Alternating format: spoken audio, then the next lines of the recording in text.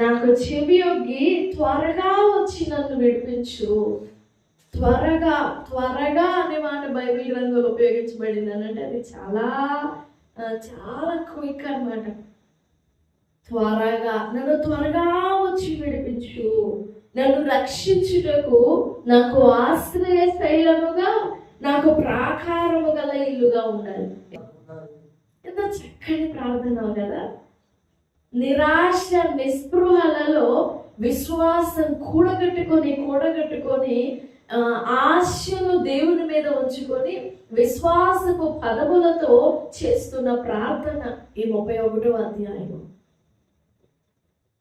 అసలు ఏ దిక్కు నుండి సహాయం కనపడకుండా ఉన్నప్పుడు విశ్వాసయుక్తముగా దావీదు చేసుకుంటున్న ప్రార్థన ఇది. ఇందులో దావీదు ఎలాంటి పరిస్థితుల్లో ఉన్నాడో చూడండి. 2వ వచనంలో నన్ను త్వరగా విడిపించు అని అంటే ఎంత అర్జెంటుగా సహాయం అవసరమవుతుంది దావీదుకి.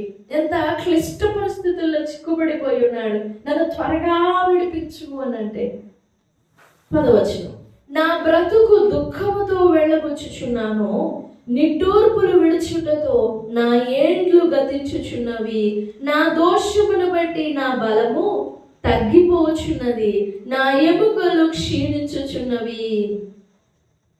కింద 12వ వచనం, మరణమై స్మరణకు రాకుండా వాని వలె మరువబడి తిని, ఓటి కుండ వంటి వాడనై తిని. 13, అనేకులు నా మీద దురాలోచనలు చేయుచున్నారు, నాకు ప్రాణహాని చేయుటకు యోచించుచున్నారు, వారు గుసగుసలాడుట నాకు వినబడుచున్నది, నలు దిశలను నాకు భీతి కలుగుచున్నది. ఇక చివరి వచనంలో కూడా 22, భీతి చెందిన వాడనై నీకు కనబడకుండా నేను నాశనమైతే అనుకుంటుని అయినను. అదే కంటిన్యూషన్ 32వ అధ్యాయంలో కూడా 4వ వచనం, దివారాత్రులు నీ చెయ్యి నా మీద బరువుగా నుండెను, నా సారము వేసవి కాలమున ఎండినట్టాయను. ఇది దావీదు పరిస్థితి. నా సారము వేసవి కాలమున ఎండి పుడిబారినట్లుగా ఉంది. అసలు కొంచెమైనా సారం లేదు. ఎందుకనంటే దివారాత్రములు నా మీద బరువుగా ఉంచావు నీ చెయ్యిని. నా దినములు, నా రోజులు చాలా భయముతో గడుస్తున్నాయి. ఒక రోజు గడవాలి అంటే సంవత్సరం గడిచినంత బాధ వేస్తుంది నాకు. నీ కంటికి కూడా, నీ దృష్టికి కూడా, నీ కంటికి కూడా కనబడనంత లోతుగా నాశనమైన అనిపిస్తుంది నాకు. దేవుడు నన్ను చూడనంతగా చెడిపోయాను, దేవుడు నన్ను చూడలేనంతగా నాశనం అయిపోయినాను అనిపిస్తుంది నాకు. 31వ కీర్తనలో దేవుడు నన్ను చూడలేడేమో, ఆయన చూపుల పరిధికి దూరంగా ఉన్నానేమో, ఆయన చూపుల పరిధికి చాలా దూరంగా ఉన్నానేమో, నన్ను మర్చిపోయినాడేమో. 12వ వచనంలో, మరణమైపోయి స్మరణకు రాకుండా మరువబడిన వారి వలె నేనున్నాను. బతికే ఉన్నా కానీ చచ్చినట్టుగా ఉన్నాను. నా పేరు మరువబడింది, ఓటి కుండ వంటి వానిగా ఉన్నాను. నా దినములు బహుభారంతో గడుస్తున్నాయి, నిట్టూర్పులు విడుచుటతో నా ఏండ్లు గతించిపోతున్నాయి, నా దోషమును బట్టి నా బలము తగ్గిపోతుంది, నా ఎముకలు క్షీణించిపోతుంది. ఈ మాటలన్నీ కూడా మన జీవితాలలో చాలా క్లియర్గా కనపడుతుంటాయి. దావీదు కూడా మనలాంటి వాడే. మనకంటే ఎన్నో శ్రమలను దాటుకుంటూ పోయి ఎన్నో శ్రమలలో నుండి తను ధైర్యం తెచ్చుకోవడానికి విశ్వాసం కూడగట్టుకుంటూ విశ్వాసంతో రాసుకున్న కీర్తనలే ఇవన్నీ కూడా. ఒక్కొక్కసారి ఏడుపు కనపడుతుంది, ఒక్కొక్కసారి స్తుతి కనపడుతుంది, ఒక్కొక్కసారి బాధ కనపడుతుంది. ఏడుపైన, బాధైన, స్తుతైనా అన్ని కూడా దేవుని మీద ఆనుకొని రాస్తాడు దావీదు. నేను మరణం అయిపోయినాను, నా మరణానికి నాకు కొంచెమే ఎడం ఉంది, వారు నన్ను చంపాలని నా గురించి ఆలోచన చేసుకుంటున్నారు. వాళ్ళు అలా గుసగుసలాడటం నాకు వినపడుతుంది. వారు నా గురించి చెడు యోచనలు చేయడం నాకు వినపడుతుంది. నా చెవులకు కట్టినట్లుగా వినపడుతుంది. కానీ నేనేం చేయలేను. ఇది దావీదు పరిస్థితి. అయితే దావీదు ప్రారంభ వచనంలోనే ఒక మాట అడుగుతున్నాడు దేవుణ్ణి, దేవా త్వరగా వచ్చి నన్ను విడిపింపు. మొదటి వచనంలో, యెహోవా నీ శరణు చొచ్చి ఉన్నాను, నన్నెన్నడును సిగ్గుపడనీయొద్దు. నేను నిన్ను ఆశ్రయించానయ్యా, నేను నిన్ను చేరి వచ్చానయ్యా, నేను నీ పాదాల దగ్గరికి వచ్చానయ్యా, నువ్వు నన్ను సిగ్గుపడనీయొద్దు. నేను నిన్ను పట్టుకున్నాను, నన్ను సిగ్గుపడనీయొద్దయ్యా, నన్ను త్వరగా వచ్చి నన్ను రక్షించు. 2 అడుగుతున్నాడు దావీదు. 2, 1 నువ్వు నాకు ఆశ్రయ శైలంగా ఉండాలి. 2 నువ్వు నాకు ప్రాకారపు ఇల్లుగా ఉండాలి. ప్రాకారపు ఇల్లుగా ఉండాలి. ఏమైతే అడిగాడో 2వ వచనంలో, 21వ వచనంలో దాని నెరవేర్పు కనపడుతుంది. 21వ వచనంలో, ప్రాకారము గల పట్టణములో యెహోవా తన కృపను ఆశ్చర్యంగా నాకు చూపించాడు. నేను అడిగాను కదా, నాకు ప్రాకారపు ఇల్లుగా ఉండు అని, నాకు ప్రాకారంగా ఉండు అని నేను అడిగాను కదా. ఇప్పుడు నా చుట్టూ నన్ను ఆవరించి ఉన్నాడు. 32వ అధ్యాయము 32వ కీర్తన 10వ వచనంలో, భక్తిహీనులకు అనేక వేదనలు కలుగుచున్నవి, యెహోవా యందు నమ్మిక ఉంచు వానిని కృప. భక్తిహీనునేమో శ్రమ ఆవరిస్తుంటది, దేవుని యందు నమ్మిక ఉంచి వానినేమో కృప ఆవరిస్తూ ఉంటుంది. నిజంగా ఎంత విశ్వాసం అది. మరణపు లోయలో దాటిపోయినప్పుడు ప్రభు నాకు ప్రాకారంగా ఉన్నాడు అనుకుంటావా? నిజంగా మన శ్రమలో, మన వేదనలో, మన బాధలో దేవునిని మనకు ప్రాకారంగా చేసుకోవాలి. దేవునిని మనకు ఆశ్రయంగా చేసుకోవాలి. దేవునిని మనకు ఒక కొండలాగా చేసుకోవాలి. మనకు ఒక బండలాగా చేసుకోవాలి దేవుని. కొండ అంటే ఎందుకు కొండ ఉపయోగిస్తాం? పెద్ద విశాలమైనదనా కొండ అంటే? ఎందుకు కొండ అంటే, కొండ కదల్చబడదు. కొండ కదల్చబడదు. దాన్ని ఎవరు కదలించలేరు. 30-40 మంది, 1000 మంది, 1,00,000 మంది వచ్చి కదిలించి దాన్ని కదలదు. ఎందుకంటే దాని పునాదులు లోపలికి ఉంటాయి, భూమి లోపలికి ఉంటాయి. కదిలిస్తే దేవుడే కదిలించాలి దాన్ని. దేవుడు ఏదో ఒక ప్రకృతి వైపరీత్యం తీసుకొచ్చి ఆయన కోపం గురిపించి, ఉగ్రత గురిపించి దాన్ని భూకంపంతో పెళ్ళగించడమా, లేకపోతే దాన్ని అట్లా షేక్ చేసేయడమా? దేవుడే చేయాలి. మానవ మాత్రుడు దాన్ని కదలించలేడు.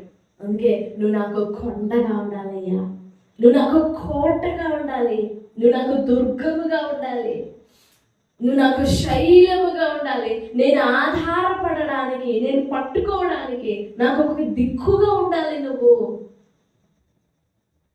నిజంగా మనము అలాగైనా దేవుని వైపు తిరగాలి.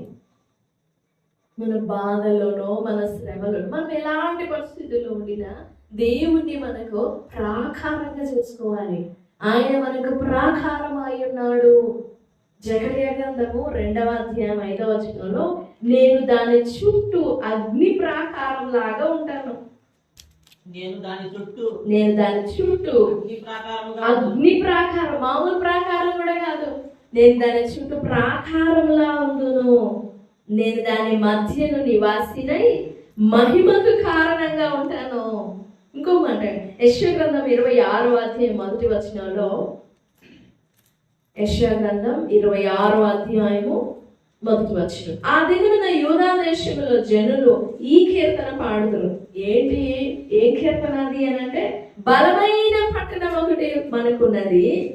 26వ అధ్యాయం యెషయా గ్రంథం 1వ వచనం, బలమైన పట్టణం ఒకటి మనకున్నది, రక్షణను దానికి ప్రాకారములుగాను బుర్జులుగాను ఆయన నియమించి ఉన్నాడు. బుర్జులు, ప్రాకారాలు. దేవుని రక్షణ మనకు ప్రాకారము.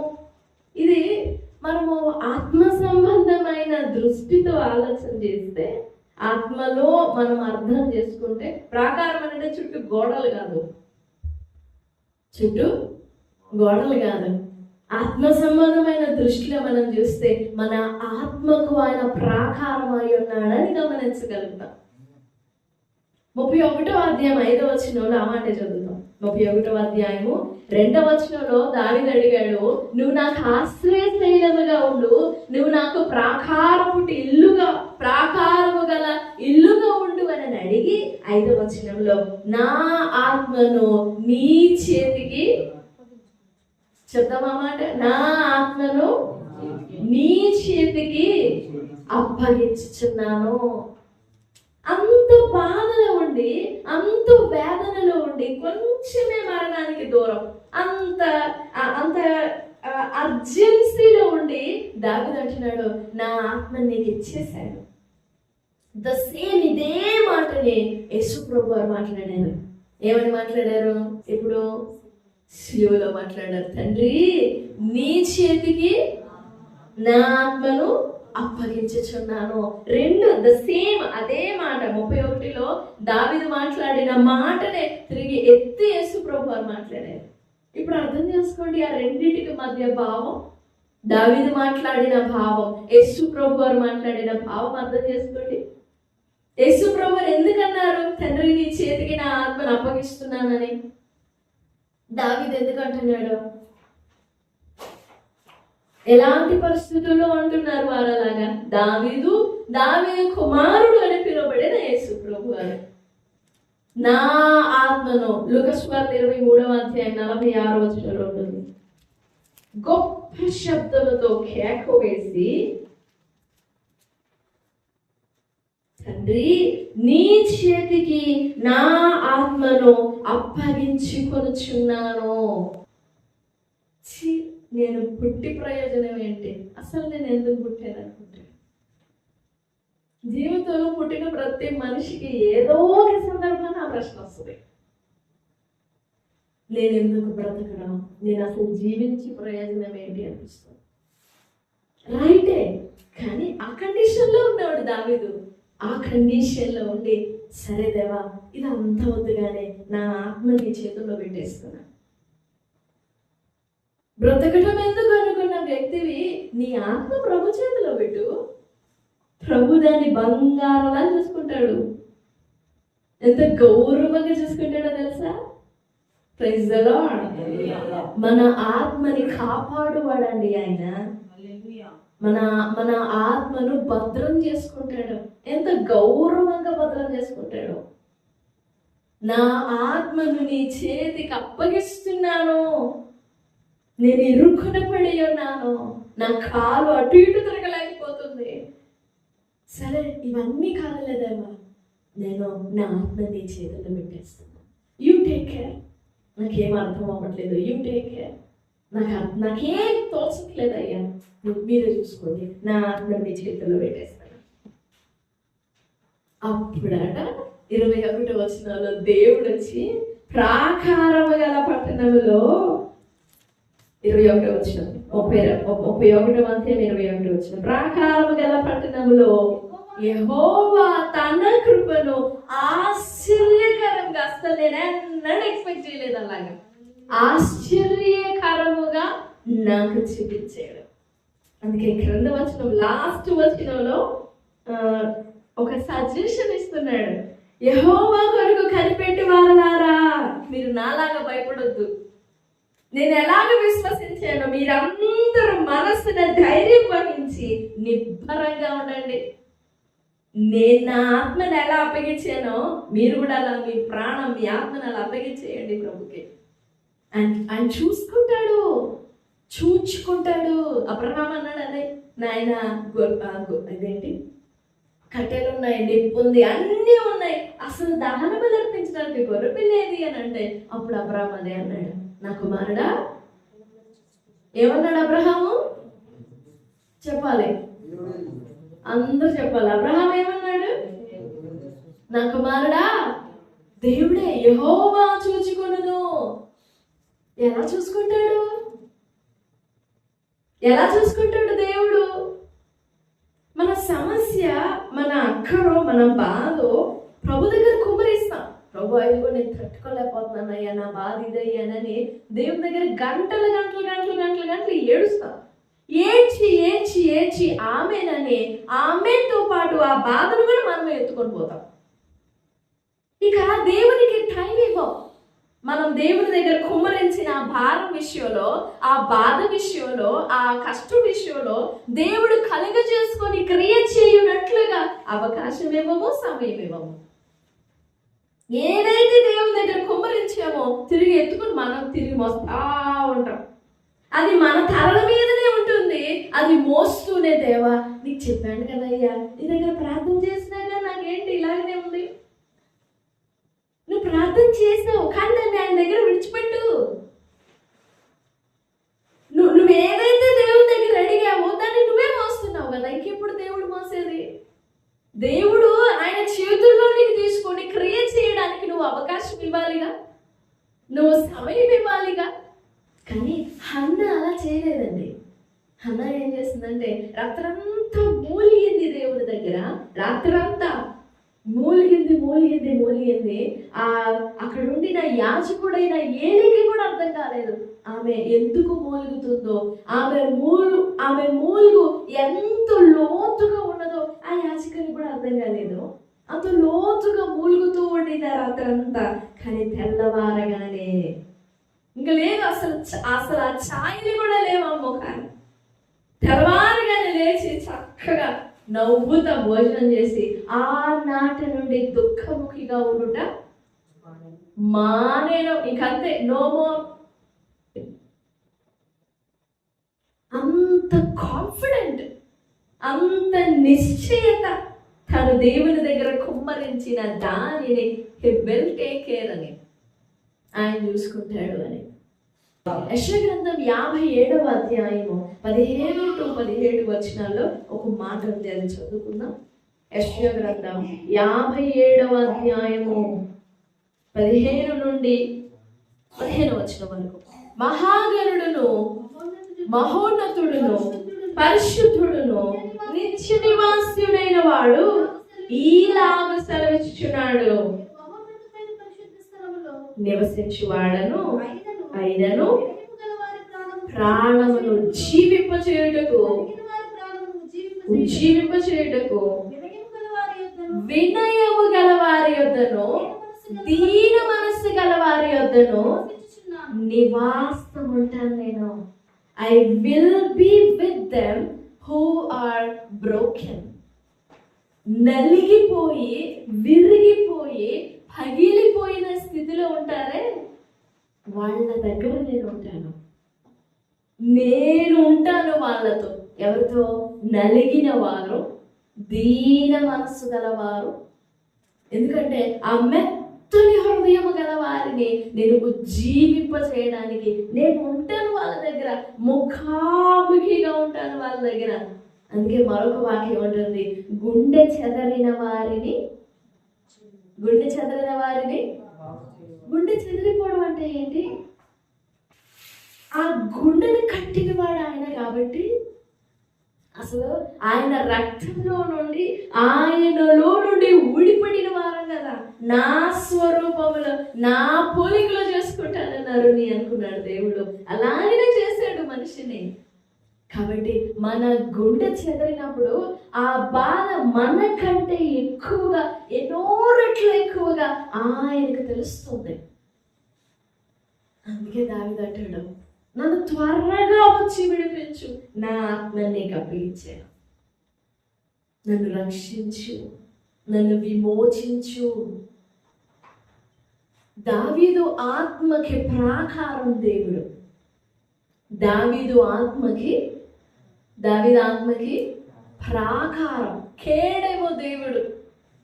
నా ప్రాణానికి, నా ఆత్మ యొక్క పోషకుడు ఆయన.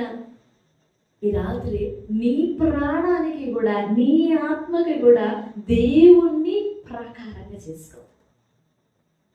ఒకసారి దేవుణ్ణి నీ ఆత్మకు ప్రాకారంగా చేసుకుంటే ఈ ప్రాకారం ఎప్పటికీ కదిలిపోదు, ఎన్నడూ కదల్చబడదు. నేను కదలక నిలుచు సియోను కొండవలే ఉంటానంటాడు దావీదు. ఎందుకో తెలుసా? నా ప్రాణానికి, నా ఆత్మకి ప్రాకారం ఆయన. ప్రాకారపు ఇల్లుగా ఆయన నాకున్నాడు. నేనెందుకు భయపడతాను? ఇంకా దావీదంత బాధలో, దావీదంత వేదనలో కీర్తనలు రాసిన వారు లేరు. మరి అంత భయంకర పరిస్థితుల్లో నుండి రాస్తారు. అస్సలు ఒక్క రవ్వంతైన ఆశ, ఒక రవ్వంతైన నిరీక్షణ కనబడని పరిస్థితులు దావీదు జీవితంలో. కృప, యెహోవా తన కృపను ప్రాకారముగా, ఆశ్చర్యమైన ప్రాకారము లాగా నాకు కనపరిచాడు. 31:21 ప్రాకారము గల పట్టణంలో యెహోవా తన కృపను ఆశ్చర్యముగా, ఆశ్చర్యకరముగా నాకు చూపి ఉన్నాడు. ఆయన స్తుతి నొందునుగాక. ఈ రాత్రి మన జీవితాలలో, మన ఆత్మకు కూడా ఆయన కృప ఒక ప్రాకారం, ఆయన కృప ఒక దుర్గము, ఆయన కృప ఓ ప్రాకారం.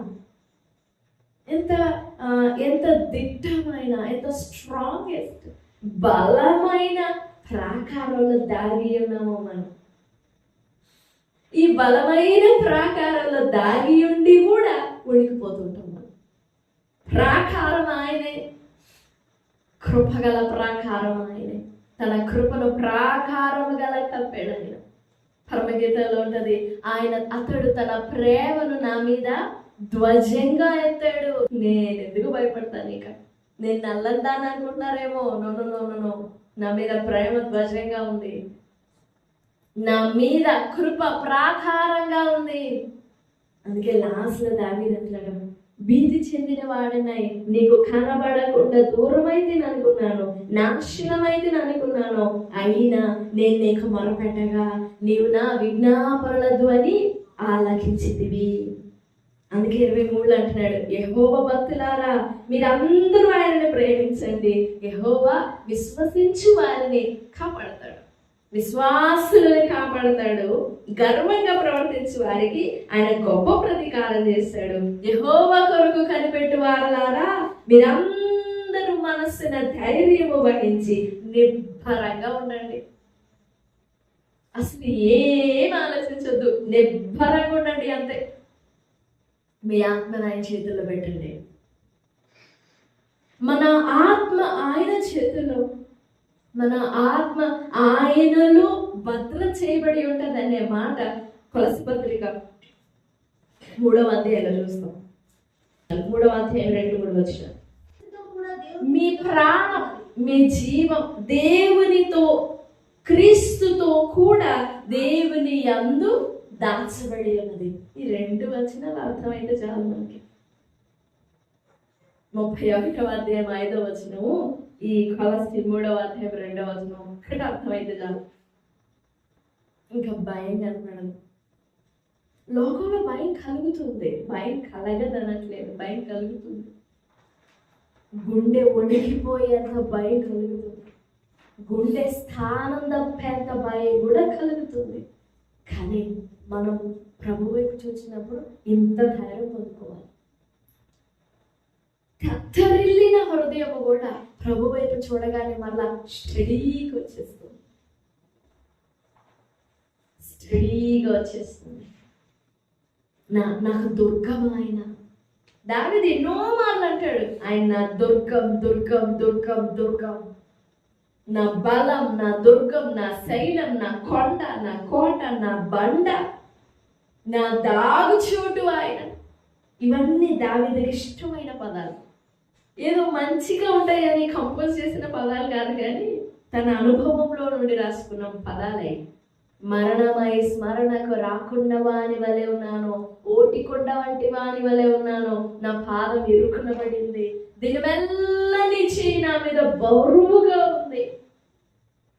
ఈ వేసవి కాలంలో నా సారం ఎండినట్లుగా ఇప్పుడు నేను ఉన్నాను, నాలో కొంచెమైన సారం లేదు, అయినా నా ఆత్మ నేను కబలి చేశాను. అప్పగించి ఇప్పుడు దేవుడు తన కృపను ఆశ్చర్యకరముగా కనపరచగా తను బలపరచబడి అనేకులను బలపరుస్తున్నాడు. ఈ గ్రంథం రచించబడి వ్రాయబడి ఎన్ని సంవత్సరాలు అయిందో, కానీ ఇప్పటికి కూడా మనం ఆ మాటలు చదవగానే మన ప్రాణం అలా తెప్పడుతుంది. ఇప్పటికీ ఎప్పుడు ఈ వచనం ఇప్పుడు చదువుకున్నా కానీ, ఇప్పుడే కాదు ఎన్ని వేల సంవత్సరాల తర్వాత చదువుకున్నా కానీ ఆ మాట అలాగనే తెప్పరలు చేస్తుంది మన ప్రాణాలు. ఈ రాత్రికాల సమయంలో దేవుడు పెట్టారా, దేవుని కృప మన ఆత్మకు ప్రాకారంలా ఉన్నారు. దేవుని కృప మన ఆత్మకు కేడెములాగా భద్రముగా ప్రాకారములాగా ఉండాలి. అలా చేసుకున్నాం. దేవా, నా ఆత్మకు నీవు ప్రాకారంలాగా ఉంటు, నా ఆత్మ కదిలిపోకుండా తరలిపోకుండా స్థానం తప్పకుండా నా గుండె కరిగిపోకుండా నేను సమస్యలకుండా నాకు ప్రాకారం లాగా ఉండు, నాకు దుర్గం లాగా ఉండయ్యా. నేను నీ మీద ఆనుకున్నట్లేగా, నేను ఎన్ని గట్టిగా పట్టుకొని బలం పుంజుకున్నట్లేగా నాకు ప్రాకారం లాగా ఉండయ్యా అని ప్రభు సన్నిధిలో వేడుకుందాం. ప్రభు సహాయపడతారు. దేవుడి మాటలన్నీ మన వెనుకలో దీవించుగాక.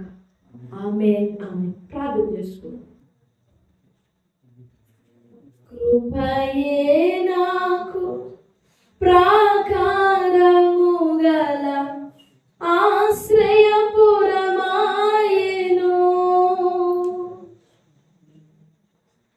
కృపయే నాకు ప్రాకారము గల ఆశ్రయపురమాయెను, నీ కృప వీడి క్షణమైన నేనెలా మనగలను, కృపయే నాకు ప్రాకారము గల ఆశ్రయపురమాయెను, నీ కృప వీడి క్షణమైన నేనెలా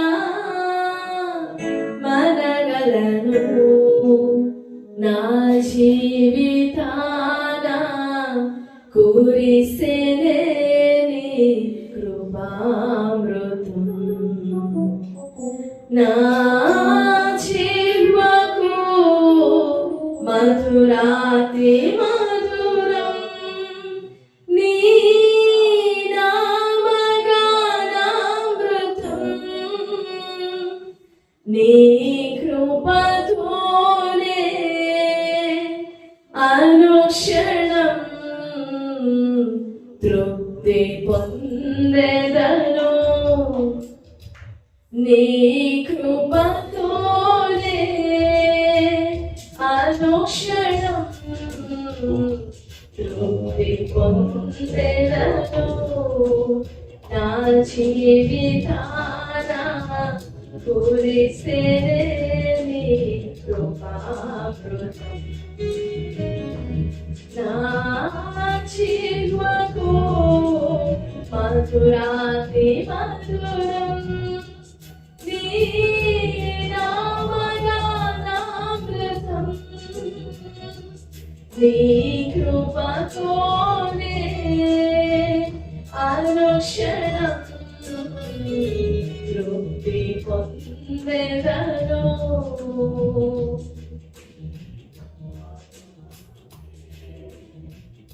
అనుక్షణం తృప్తి పొందెదను, నీ దయ నుండి దూరము కాగా ప్రేమతో పిలచి పలుకరించితివే, నీ దయ నుండి దూరము కాగా ప్రేమతో పిలచి,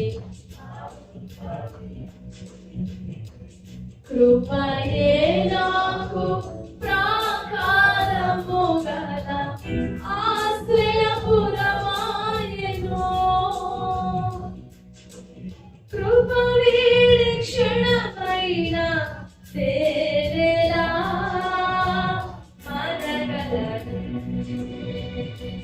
కృపయే నాకు ఆశ్రయపురమాయెను. నీ కృప వీడి క్షణమైనా తేనేలా మరగలను. నా జీవితాన కురిసెనే నీ కృపామృతం. నా జీవకు మధురాతి మధురం. నీ నామగానామృతం. నీ కృపతోనే అనుక్షణం తృప్తి పొందెదను. నీ కృపతోనే అనుక్షణం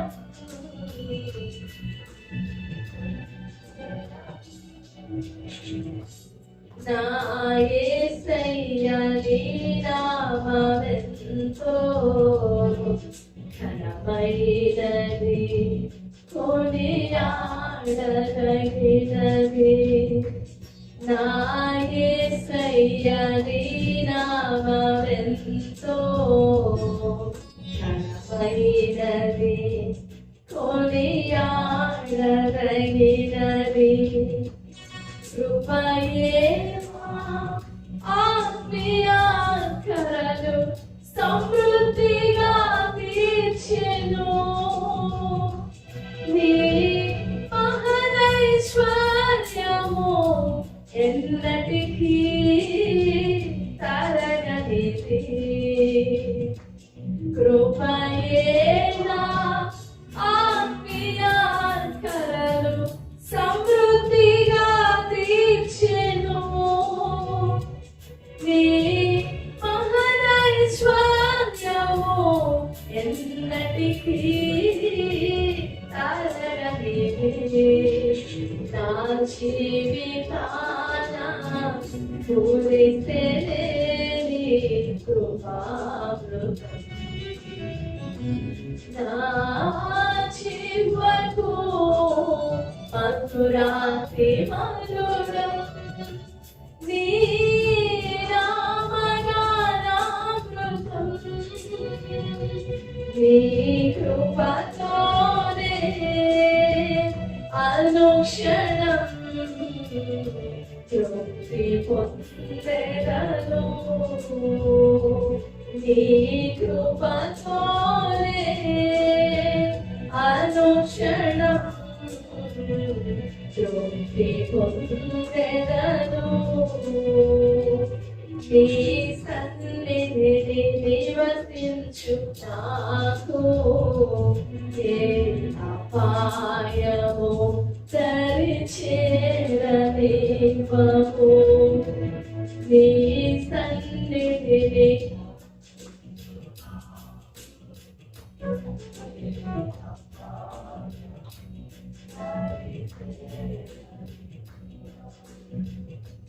కృపయే నా అడుగులు స్థిరపరచి బండపై నిలిపెను. నీ ఔన్నత్యమును తలంచుచు స్తుతించెదను.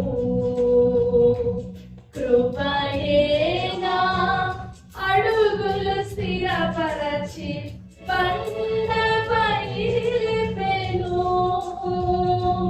నీ ఔన్నత్యమును తలంచుచు స్తుతించెదను. నా జీవితాన కురిసెనే నీ కృపామృతం. నా జీవకు మధురాతి మధురం. నీ నామగానామృతం. నీ కృపతోనే అనుక్షణం తృప్తి పొందెదను.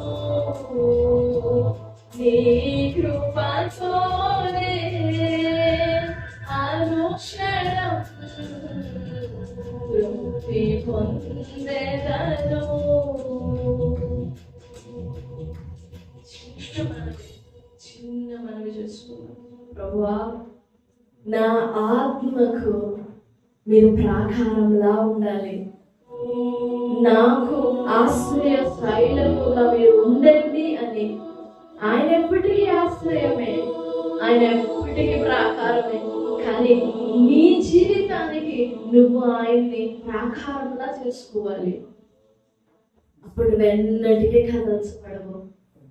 గాలి తోలొచ్చు, తుఫాను రావచ్చు, వరదలు రావచ్చు, పెద్ద పెద్ద తుఫాన్లు రావచ్చు, కానీ నీవు నీ విశ్వాసం మాత్రం కదల్చబడదు. చిన్న మనం చూసుకుందాం. నా ఆత్మకు మీరు ప్రాకారం లాగా ఉండండి, నా ఆత్మని మీకు అప్పగించుకుంటున్నానయ్యా అని చిన్న మనం చేసుకుందాం. ప్రభు సహాయపడతారు.